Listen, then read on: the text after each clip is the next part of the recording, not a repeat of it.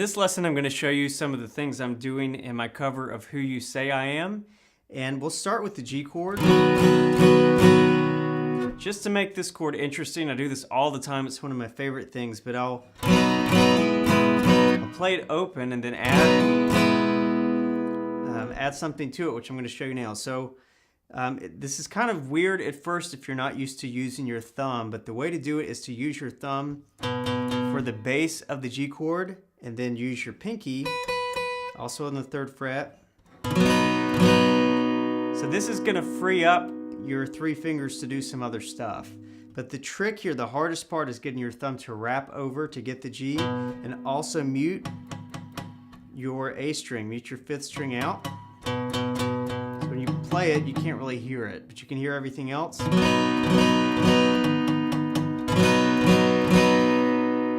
So if you can get that down, the rest will come easier. That's the hardest part.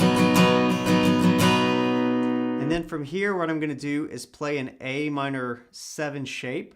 So if you play an A minor, get rid of your ring finger.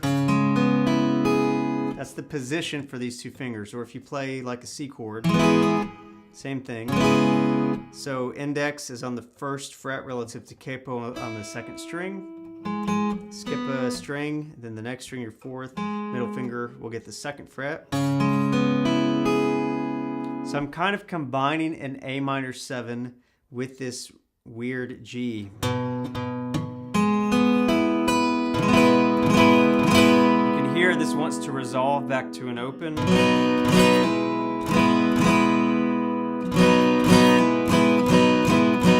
So it's a really cool kind of harmony that pulls the G and then wants to resolve. So what I'm doing at the beginning of this song is just adding that in. It's not in the original, it's just something I do when I play acoustic, just to spice it up a little bit. And this song is in 6/8. By the way, I'm capo 4 using G shapes, which puts me in the key of B. This is a little bit more comfortable if you're a male singer trying to sing this song. At least for me it is. So I'm in the key of B, capo 4, using G chords.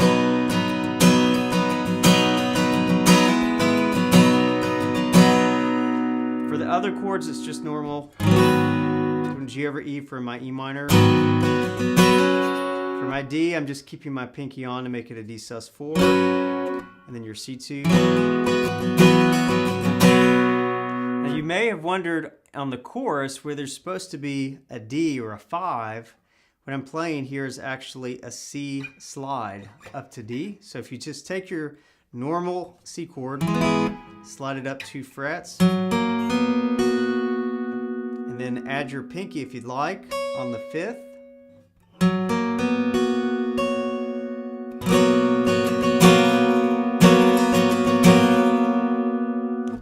And one more thing you can do if you want to add to this chord, if you want to keep that kind of low G bass note drone over top of that D.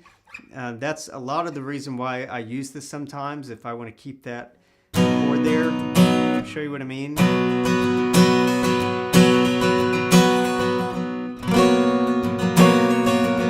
You can hear you're going from here.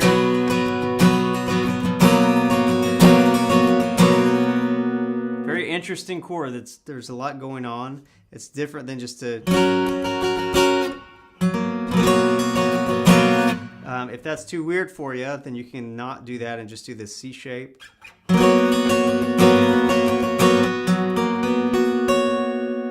So it'll just give you some interesting notes in there that's more than just your regular D chord. That's why I like it and use it. So that's pretty much the whole song. Just a few interesting things with G and with the C slide into D.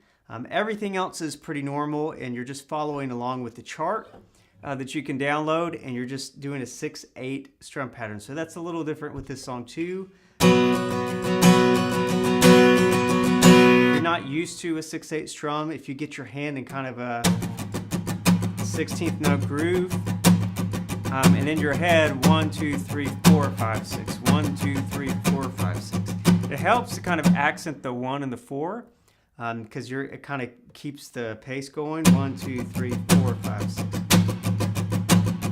1, 2, 3, 4, 5, 6. 1, 2, 3, 4, 5, 6. You can add in your ups. Again, when you get your pace down, just accent the 1 1 4 1 2 3 4 5 6.